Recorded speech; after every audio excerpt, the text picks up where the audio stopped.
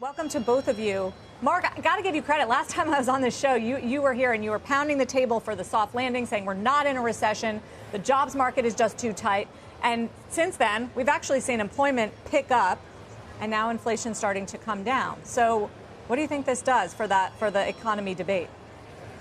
Well, I don't know if I was pounding the table, Sarah, but I was, a little upset about all the dark sentiment that was prevailing at the time. It feels a lot better today, doesn't it? I mean, the jobs numbers were great. That kind of dashes any concern that at least that we've been in inflation or that we are in inflation, and it shows the resilience of the economy going forward.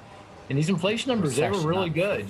They were excellent. And, they indicate that, and this is key, we need to get inflation down so that the Fed doesn't need to step on the brakes any harder. And if that's the case, then the odds of getting through the next 6, 9, 12 months without a recession are pretty good. So I'm feeling pretty good about the data.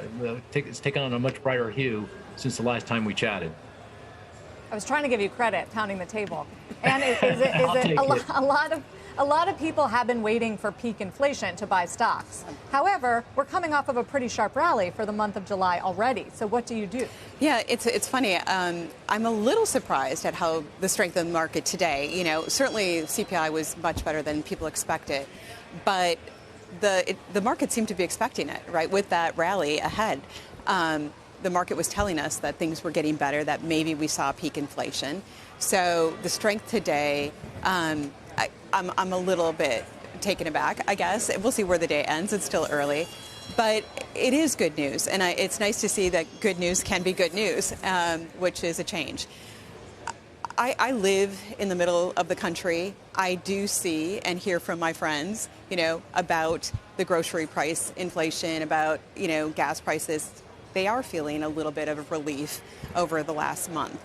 And so I think, we'll continue to see that come down. But the market and the economy aren't completely in sync right now. And we're kind of riding this wave of let's see what happens next. I do think there's a lot of data points, Sarah, you pointed out, more data points before September. And I don't know that we can be so certain that the Fed's not going to react as strong as we thought they were just because of this report today. And that's the other reason, I guess, why I'm surprised at the strength right now. Yeah, there are so many cross currents, and so many investors seem to be still somewhat confused. I don't know if you would number yourself amongst them, but, in that environment, what are you, as the global head of active equity, not passive equity, active equity, doing? So I think what is great about my position and working with all the fundamental teams who can actively select stocks is now is the perfect time to do that. You don't need to own everything in the market. What you want to own are companies that can outperform, management teams who have lived through previous cycles before, cycles that are changing, paradigm shifts that are happening. Regardless of what the Fed does, we know rates are going higher. We know inflation is likely to be higher than it was over the last decade, in the next decade.